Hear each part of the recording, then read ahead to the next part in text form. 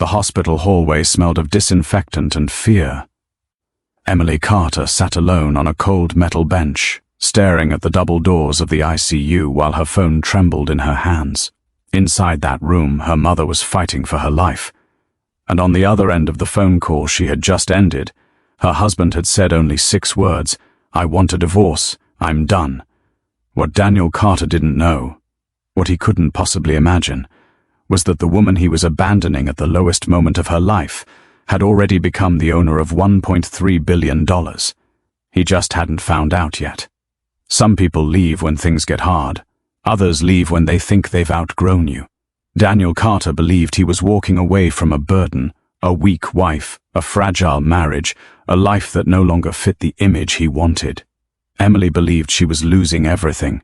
Neither of them knew the truth, because sometimes life waits until you hit rock bottom, before it reveals who you really are. The doctor's words echoed in Emily's ears long after he walked away. "We've done everything we can. The next 24 hours are critical." Emily pressed her palms together, forcing herself to breathe.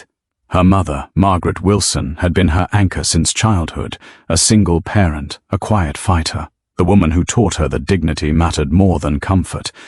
And now, she lay unconscious behind a glass wall, surrounded by machines that beeped like ticking clocks. Emily reached for her phone. She didn't want to make the call, but she needed to. Daniel answered on the 3rd ring. "What is it?" he asked sharply. "I'm at St. Mary's Hospital," Emily said. Her voice cracked despite her effort to stay calm. "My mom is in the ICU." There was a pause, then a sigh. "Emily, I'm in the middle of a board meeting. She might not make it," Emily whispered. Silence. Then Daniel said, "You're always exaggerating things." Emily closed her eyes. "I need you here," she said. "Please.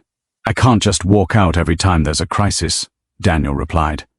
"My career doesn't pause because of your family problems." The words stung more than she expected. "This isn't a problem," she said. "She's my mother." Daniel's tone hardened. "And this is exactly why I can't do this anymore." Emily frowned. "Do what?" "This marriage," he said flatly. "I'm tired. I'm suffocating." Her heart skipped. "Daniel, not now. There's never a good time with you," he snapped. "I'll come by later. We need to talk." The call ended. Emily stared at the black screen. A nurse walked past her, offering a sympathetic smile. Emily didn't return it. Daniel arrived 3 hours later. Not rushing, not worried. Just distant. He wore a perfectly tailored suit, his hair neatly styled, his expression impatient. "I can't stay long," he said, standing instead of sitting beside her. "I have another meeting tonight." Emily looked up at him. "You said we needed to talk." "Yes," Daniel replied, pulling a folder from his briefcase. The sound of paper sliding against paper felt louder than it should have. Emily's stomach tightened. "What's that?" Daniel placed the folder on the bench between them. Divorce papers. The world tilted. "Are you serious?" Emily asked quietly. "This marriage has been over for a long time," Daniel said. "I've grown. You haven't." Emily laughed softly. A broken sound. "My mother is dying," she said. "And this is when you choose to do this?" Daniel shrugged. "I can't keep carrying your emotional weight." Emily stared at him. "Carrying me," she repeated. "Yes," he said. "You quit your job. You follow me everywhere. You live in my shadow." She swallowed. "I supported you," she said, "when you had nothing. When you were building your company." "That was years ago," Daniel replied coldly. "I'm not the same man anymore." He stood, signed the papers. "Make this easy." Emily didn't cry. She didn't beg. She looked at the folder, then at him, and finally said, "You can leave." Daniel hesitated. "Is that it?" he asked. No argument. Emily met his eyes. "You've already decided," she said. "There's nothing left to say." Daniel nodded once and walked away. Emily remained seated as the automatic doors closed behind him. Her hands shook as she opened the folder. She didn't read a single word. She closed it again, and for the first time that day she let herself cry. She didn't know that at that exact moment, thousands of miles away. A private legal team was finalizing documents. Documents that listed Emily Carter as the sole heir to a global investment empire founded by a grandfather she barely remembered. She didn't know that her life had already changed. All she knew was this: she had just lost her husband, and her mother was slipping away. The ICU doors opened quietly. Too quietly. Emily knew something was wrong the moment she saw the doctor's face. "I'm sorry," he said gently. "We did everything we could." The words didn't land at first. They floated in the air, meaningless, unreal, like a sentence spoken in a foreign language. "I was just talking to her this morning," Emily said. Her voice sounded distant, even to herself. She squeezed my hand. The doctor nodded. She held on as long as she could. Emily stood there, unmoving. Then her knees buckled. A nurse caught her just in time, guiding her to a chair as the world finally collapsed around her. Her mother was gone. The only person who had never left her. The funeral was small. Margaret Wilson had never liked crowds. She believed real love didn't need witnesses. Emily stood beside the grave, numb, watching the coffin lowered into the earth. Daniel wasn't there. He didn't call. He didn't text. Emily didn't expect him to. By the time the last guest left, Emily was alone again, standing under a grey sky, holding a bouquet she didn't remember buying. "I'll be okay," she whispered. "I promise." She wasn't sure who she was promising. The apartment felt empty without her mother's voice in her head. Emily moved through the room slowly, as if afraid the silence might shatter if she moved too fast. She packed Daniel's remaining things first, not out of anger, out of necessity. Each item felt heavier than it should have. Shirts she'd folded for years, ties she'd helped choose, cufflinks she'd bought when his company landed its first big contract. She placed everything in boxes, and then she placed the divorce papers on the kitchen table, unsigned. Daniel called 3 days later. "Have you signed them yet?" he asked. Emily held the phone away from her ear for a moment, breathing in. "No," she said calmly. A pause. "You're not going to make this difficult, are you?" Daniel said. She almost laughed. "My mother just died," Emily replied. "I'm not thinking about your convenience." Daniel sighed. "I can't keep waiting. I'm not asking you to," she said. She hung up before he could respond. 2 weeks passed. Emily stopped checking her phone. She stopped replying to emails. She stopped pretending she was fine. Money became tight quickly.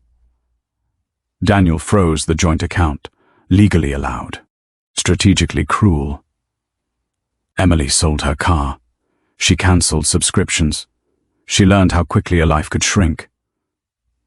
One evening, as she sat on the floor eating instant noodles, her phone rang. Unknown number.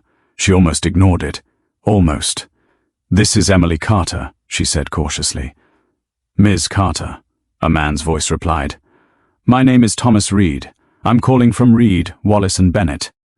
Emily frowned. "I don't recognize the firm." "I wouldn't expect you to," he said. "This call concerns your grandfather, Henry Whitmore." Emily froze. "My grandfather died years ago," she said. "I barely knew him." "Yes," Thomas replied. "And that's exactly why we've been trying to reach you." Her heart began to race. "What do you want?" she asked. "We need you to come to our office," he said, "as soon as possible." "This is about money, isn't it?" Emily said bitterly. "I don't have any." There was a brief silence. Then Thomas said carefully, "Miss Carter, you should come in." The law firm occupied an entire floor of a glass building downtown. Emily felt out of place the moment she stepped inside, her coat worn, her shoes scuffed, her confidence gone. Thomas Reed greeted her personally. Grey hair, calm eyes, expensive suit. "Please," he said, gesturing toward a private office.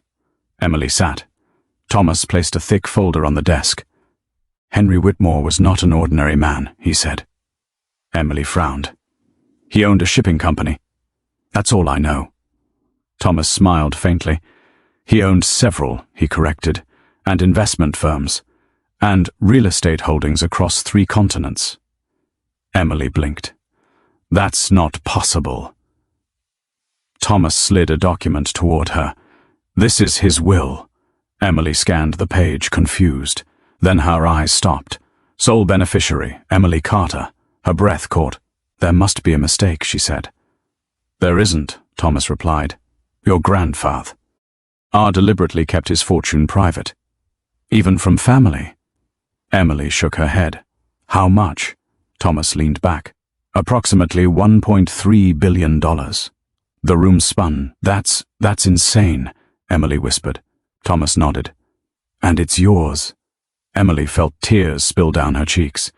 But these weren't tears of joy. They were tears of exhaustion, of irony, of timing so cruel it almost felt intentional. Daniel had left her when she had nothing. And now everything had changed. She walked out of the building an hour later. Papers clutched to her chest, the city suddenly unfamiliar. Her phone buzzed. Daniel.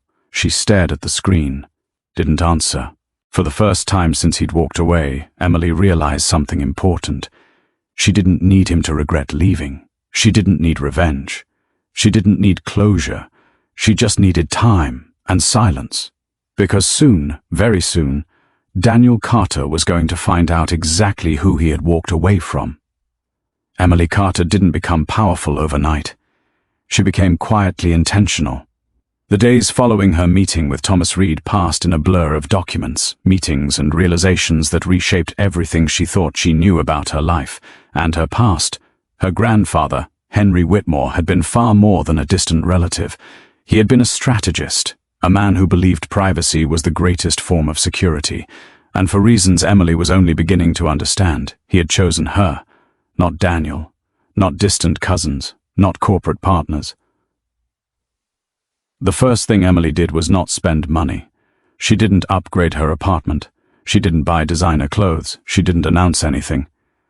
Instead, she hired people, quietly.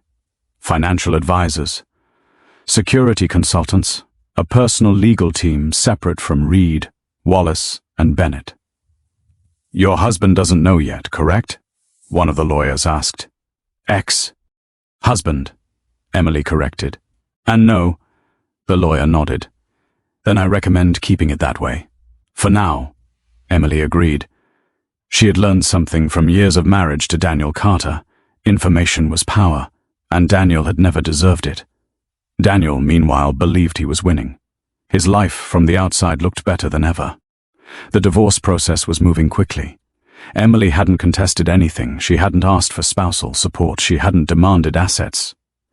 To Daniel, that meant one thing. She had nothing. He moved into a luxury condo overlooking the river. He started dating again, openly, confidently. He posted photos from exclusive restaurants and private events, his smile carefully curated for the audience he craved. She was holding you back, one colleague said over drinks. You look lighter. Daniel agreed. Or at least, he told himself he did. 3 weeks after the will reading, Emily received her first official transfer. Not the full fortune, just enough to remind her that this was real. 7 figures. She stared at the number on her screen for a long time. Not because it thrilled her, but because of what it represented. Freedom. She paid off debts. She set up a trust in her mother's name. She funded a scholarship at her old university, quietly, anonymously. And then she did something unexpected. She registered a company, Whitmore Holdings, LLC. Her advisors exchanged looks but didn't question her. Emily knew exactly what she was doing.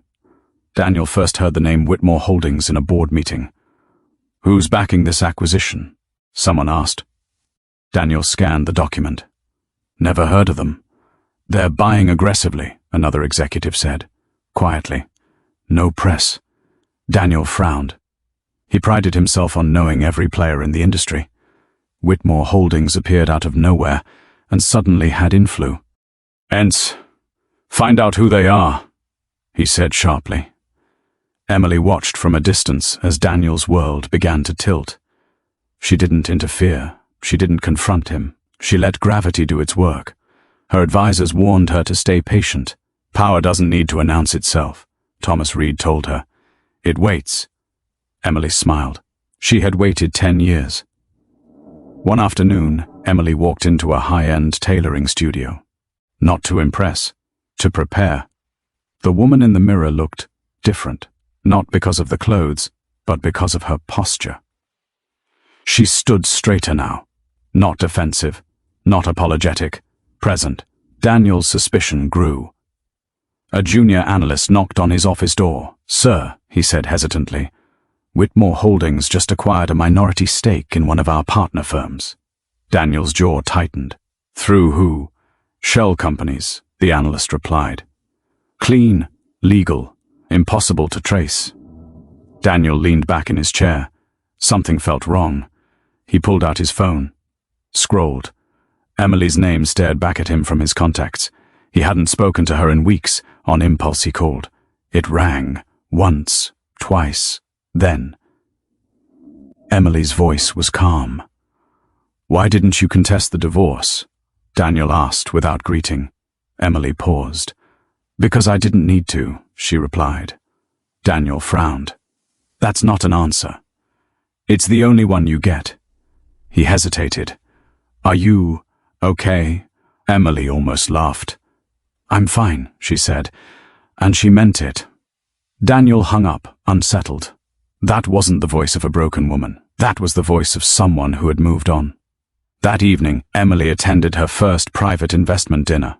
No press, no cameras, just power. She didn't introduce herself as Emily Carter. She introduced herself as Emily Whitmore. The name carried weight. She felt it immediately. People listened when she spoke. Men who once dismiss. Her opinions leaned in. She didn't dominate the room. She didn't need to. She asked questions, smart ones. At the end of the night, a woman approached her. "Are you related to Henry Whitmore?" she asked casually. Emily nodded. "My grandfather." The woman smiled knowingly. "I wondered when you'd appear." Emily returned the smile. So did he. Daniel discovered the truth by accident. A leaked document, a name, a connection he hadn't considered. He stared at the screen in disbelief. Emily Carter, sole beneficiary, Whitmore Estate. His heart began to pound. No, that wasn't possible. Not Emily. Not the woman he had left on a hospital bench. He grabbed his phone, called her again. This time, she didn't answer. Daniel Carter didn't sleep that night. The document burned in his mind like a brand. Emily Carter, sole beneficiary, Whitmore Estate. He read it again and again. Then he searched. Every article, every corporate filing, every quiet acquisition tied back to one name, Whitmore Holdings. And now, unmistakably, Emily. The woman he had left in a hospital hallway. The woman he had dismissed as fragile, dependent, replaceable. His chest tightened. This has to be wrong, he muttered to the empty room. But deep down he knew it wasn't. The next morning, Daniel arrived at the office early, too early. His assistant looked up, surprised. "Good morning, sir. Get me everything you can on Whitmore Holdings," Daniel said. "Everything." She hesitated. "We've already tried. They're airtight." Daniel's jaw clenched. "Try harder." He stormed into his office and slammed the door. For the first time in years, Daniel felt something unfamiliar creeping in. Fear. Emily, meanwhile, was calm. She sat in a quiet conference room with her legal team, sunlight streaming through the glass walls. Daniel Carter will reach out again. Thomas Reed. "It's inevitable." Emily nodded. "He already has. And..." I didn't respond. Thomas smiled faintly. "Good." Emily folded her hands. "I don't want revenge." "No," Thomas agreed. "You want resolution." She met his eyes. "I want balance." Daniel's call came that afternoon, then another, then another. Emily ignored them all, until finally a message appeared. "Daniel, I know now, we need to talk." Emily stared at the screen. She felt nothing, no anger, no satisfaction, just clarity. She typed a single response. "Emily, tomorrow, 6 p.m., Whitmore Building." Daniel's breath caught when he read it. Whitmore Building. So it was real. The Whitmore Building stood tall and understated. Steel, glass, quiet authority. Daniel arrived early, pacing the lobby like a man awaiting judgment. When Emily entered, he almost didn't recognize her. She wasn't dressed extravagantly. She didn't need to be. Her presence filled the space effortlessly. "Emily," Daniel said, stepping forward. She stopped a few feet away. "Daniel," she replied evenly. They stood in silence. Then Daniel spoke. "You didn't tell me," he said. Emily raised an eyebrow. "You didn't ask." "That's not fair," he snapped. She tilted her head. "Neither was leaving me when my mother was dying." The words landed like a blow. Daniel swallowed. "I didn't know," he said weakly. "About the money. About any of this." Emily looked at him steadily. "That's exactly the point. They moved to a private office overlooking the city." Daniel sat. Emily remained standing. "Why didn't you fight me in the divorce?" Daniel asked. "Why didn't you say anything?" Emily crossed her arms. "Because the man I married would have stayed," she said. "And the man who left didn't deserve the explanation." Daniel looked away. "I made a mistake," he said. "I was under pressure." Emily smiled faintly. "So was I," she said. "I just didn't abandon anyone." Daniel leaned forward. "We can fix this," he said urgently. "We can renegotiate. Start over." Emily shook her head. "No," she said softly. "We can't." "You're throwing away 10 years," Daniel protested. "No," Emily corrected him. "I survived 10 years. Silence filled the room. Daniel stared at her. "You've changed," he said. Emily met his gaze. "I've remembered who I was." That evening, the press release went out. Not flashy, not dramatic, just facts. Whitmore Holdings announces new leadership structure. Emily Whitmore appointed managing director. Daniel saw it on his phone. The final confirmation. She hadn't just inherited power, she had stepped into it. Over the next week, Daniel's world began to shrink. Partnerships stalled. Investors hesitated. Whispers followed him into rooms that once welcomed him warmly. Emily's name surfaced everywhere, and always with respect. Daniel's name followed with questions. One night, Daniel stood alone in his apartment, staring out at the city. He thought of Emily's quiet strength, of her composure, of how easily she had walked away. He realized then what he had truly lost. Not the money, not the status, but the one person who had believed in him when he had nothing. Emily stood on her own balcony that same night. The city lights shimmered below. Her phone buzzed. A message from Thomas Reed. "Thomas, ready for the next step?" Emily smiled. "Emily, yes. Let's finish this." The first public confrontation happened sooner than Daniel expected. It wasn't planned. It wasn't dramatic, which somehow made it worse. The annual Global Finance and Innovation Summit was supposed to be Daniel Carter's stage. For years it had been. He had keynotes, panels, interviews scheduled back to back. Investors listened when he spoke. CEOs waited their turn to shake his hand. That morning, Daniel stood backstage, adjusting his tie, rehearsing confidence he no longer felt. "Mr. Carter," an aide said hesitantly, "there's been a change." Daniel frowned. "What kind of change?" The aide swallowed. "The closing keynote slot. It's been reassigned." Daniel stared. "Reassigned to who?" The aide looked down at the tablet. "Emily Whitmore." Daniel felt the air leave his lungs. "What?" he snapped. "That's not possible. That slot is mine." "I know, sir," the aide said quietly, "but the board approved it unanimously this morning." Daniel laughed sharply. "Whose board?" The aide hesitated. "The summits, and 3 of your major sponsors." Daniel's smile vanished. Emily arrived at the venue 15 minutes later. No entourage, no theatrics, just quiet confidence. Executives turned, whispers spread. "That's her. That's Emily Whitmore. She owns Whitmore Holdings? $1.3 billion?" Emily moved through the crowd like someone who had nothing to prove. Daniel watched from across the room, his jaw tight. She didn't look at him. That hurt more than if she had. The auditorium lights dimmed. Daniel took his seat in the front row. Habit, pride, defiance. The moderator stepped onto the stage. "Ladies and gentlemen," she announced, "our closing keynote will address leadership, resilience, and the future of ethical capital." A pause. "Please welcome Emily Whitmore." Applause erupted.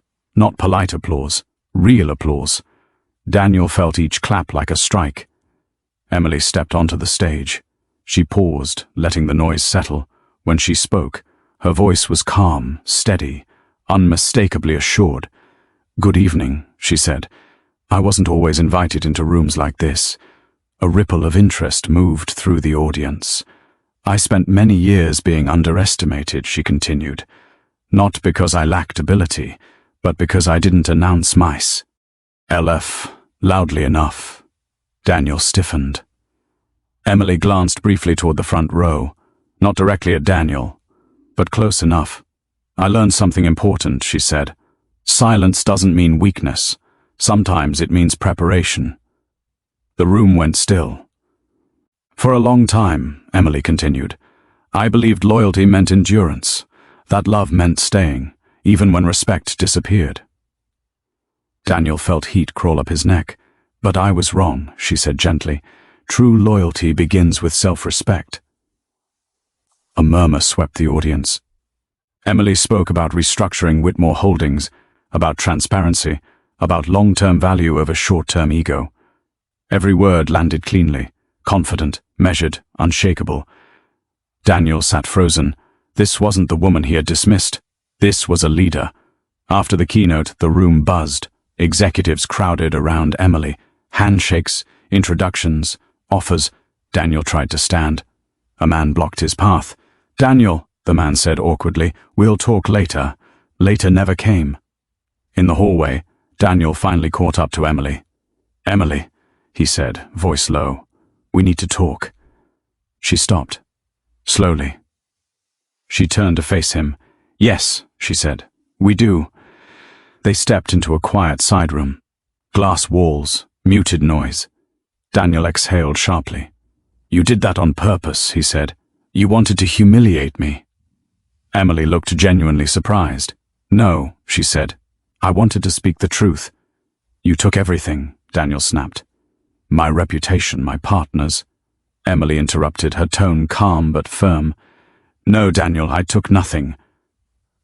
She stepped closer. "I stopped protecting you." Daniel stared at her. "I was there when you had nothing," Emily said quietly. "When no one returned your calls, when you were terrified of failing." Daniel swallowed. "I believed in you," she continued. "I stood behind you while you stood in front of everyone else." "Sir." Her eyes hardened. "And when it became inconvenient, you left." Daniel's voice cracked. "I didn't know you were—" She raised a hand. "That excuse expired," she said, "the moment you chose comfort over character." Silence filled the room. Daniel looked defeated. "What do you want?" he asked finally. Emily thought for a moment. "Nothing from you," she said. "That's the part you don't understand." She turned toward the door. "But the world will adjust," she added. "And you'll have to adjust with it." That night, headlines exploded. Emily Whitmore steals the summit. A new power emerges in global finance. Daniel Carter, overshadowed by ex-wife. Daniel read them alone. Each word felt final. Emily returned home late. She stood by the window, city lights reflecting in the glass. Her phone buzzed. A message from Thomas Reed. "Thomas, the board vote is scheduled. Daniel won't survive it." Emily closed her eyes. She felt no joy, only completion.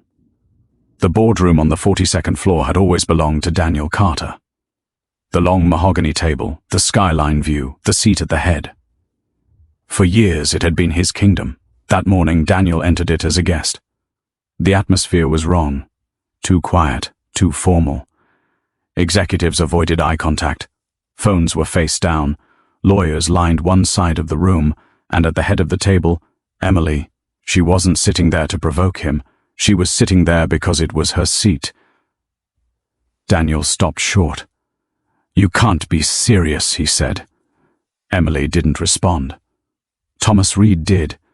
"Please take a seat, Mr. Carter," Thomas said calmly. "We're already behind schedule." Daniel looked around. "This is my company," he said, louder now. "I built it." Emily finally spoke. "You built part of it," she said evenly. "You financed it with Whitmore Capital, and you managed it with Whitmore Protection." She folded her hands. "That protection has ended." Daniel laughed, too sharply, too fast. "This is a power play," he said. "You're angry. Emotional." Emily didn't flinch. "That accusation," she said, "is noted for the record." A lawyer slid a folder toward Daniel. "Before we begin," the lawyer said, "you should review the agenda." Daniel opened it. His hands started to shake. Vote of no confidence, forensic audit findings, immediate removal clause. "You set me up," Daniel whispered. Emily met his eyes. "No," she said. "I waited for you to finish setting yourself up." The first presentation began. Slide after slide. Misallocated funds, hidden liabilities, email trails Daniel thought were deleted. Every corner he had cut was now illuminated. Daniel's lawyer leaned toward him, pale. "They have everything," he murmured. "This is airtight." Daniel felt sweat bead at his temples. Emily stood. "I didn't come here to punish anyone," she said to the board. "I came here to protect what was entrusted to me." She gestured toward the screen. "This company employs thousands. Its failure wouldn't just damage reputations, it would destroy lives." She paused, and it nearly did. Daniel slammed his hand on the table. "You're enjoying this," he snapped. "You're taking revenge." Emily turned to him slowly. "If I wanted revenge," she said, "I wouldn't be standing in this room." Her voice dropped. "I'd be watching you from a distance." Silence followed. Heavy, final. The board chair cleared his throat. "We will proceed to the vote." Daniel stood. "You can't remove me like this," he said desperately. "Think about the optics." Emily looked almost sad. "The optics," she said softly, "are exactly why this must be done." Hands began to rise. 1, 2, 3. Daniel watched them. Men who once owed him favors, women he had dismissed, all raising their hands. Even his last ally. Daniel's chest tightened. "The motion passes," the chair said. "Effective immediately, Daniel Carter is removed as CEO." A gavel struck the table. The sound echoed like a door closing forever. Security stepped forward. Daniel didn't resist. He just stared at Emily. "You never loved me," he said hoarsely. Emily stood. She walked toward him, stopped an arm's length away. "I loved you when you were honest," she said. "You stopped being that long before you left." Daniel's shoulders sagged. As he was escorted out, phones buzzed. News spread instantly. Daniel Carter ousted. Whitmore Holdings takes full control. End of an era. Emily remained in the room. She didn't smile.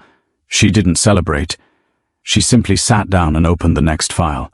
That evening, Emily stood alone in her office. The city glowed below. Thomas Reed knocked softly. "It's done," he said. "He's finished." Emily nodded. "And the company?" "Stabilizing," Thomas replied. "Investors trust you." Emily exhaled slowly. For the first time in years, her chest felt light. Her phone buzzed. A message from an unknown number. "Daniel, I lost everything." Emily stared at the screen. Then she typed, "Emily, you lost what you refused to protect." She turned the phone face down. Outside, the city kept moving. Inside, Emily Whitmore finally stood at the center of her own life. The courtroom was silent, not the tense kind of silence, the final kind. Judge Eleanor Hayes looked down from the bench, her glasses resting low on her nose as she flipped the last page of the file in front of her. Daniel Carter stood beside his attorney, thinner now, quieter, stripped of the confidence that once defined him. Emily sat across the room, calm, composed, unshaken. "This court," Judge Hayes began, "has reviewed the financial disclosures, the audit findings, and the final divorce settlement." She looked directly at Daniel. "Mr. Carter, your attempt to minimize assets has failed." Daniel didn't respond. He didn't argue. He simply stared at the floor. The judge turned to Emily. "Mrs. Whitmore," she said, "the court recognizes your independent net worth, your full legal ownership of Whitmore Holdings, and your separation of assets." She paused. "You are not seeking spousal support." Emily stood. "That is correct, Your Honor." A murmur rippled through the courtroom. The judge raised an eyebrow. "May I ask why?" Emily took a breath. "Because I didn't come here to take anything," she said calmly. "I came here to leave with what was always mine, my dignity." The courtroom fell completely still. Judge Hayes nodded slowly. "Very well." She lifted the gavel. "The marriage between Emily Whitmore and Daniel Carter is officially dissolved." A sharp strike echoed. Final judgment. Daniel flinched. That sound. It wasn't just the end of a marriage. It was the end of the man he used to be. As people began to stand, Daniel spoke. His voice was rough. "Emily." She turned. For the first time that day, their eyes met. "I didn't know," he said quietly. "About the money. About who you were." Emily studied him. Then she shook her head. "You still don't," she replied, "and that's okay." She stepped closer, lowering her voice. "I never needed you to know my worth," she said. "I needed you to respect it." Daniel swallowed hard. "I'm sorry," he whispered. Emily paused. For a moment, just a moment, she considered the years she had lost. Then she spoke. "I forgive you," she said, "but I won't carry you anymore." She turned away, and that was it. Outside the courthouse, cameras waited. Reporters shouted, "Emily, how does it feel to walk away with $1.3 billion? Do you feel vindicated? Is this revenge?" Emily stopped at the top of toe. "E-steps." She turned slowly. Her voice was steady. "This isn't revenge," she said. "It's release." She adjusted her coat. "And for the record, I didn't become powerful today." She smiled faintly. "I remembered that I always was." She walked down the steps, unfollowed, unbothered, unbreakable. Weeks later, Emily stood in the Whitmore Foundation office. Sunlight filled the space. Thomas Reed handed her a folder. "First quarterly report," he said. "The company's thriving." Emily nodded. "And the outreach program?" "Fully funded," Thomas replied. "Women-led startups. Legal aid for spouses leaving abusive financial control." Emily smiled. "Good," she said. "That's the legacy." Across town, Daniel Carter sat in a small apartment. No skyline view, no assistance, no applause. He watched a news segment. Emily Whitmore announces global initiative for ethical leadership. The reporter smiled on screen. Daniel turned the TV off. For the first time, he understood. He hadn't lost Emily because of money. He lost her because he mistook silence for weakness.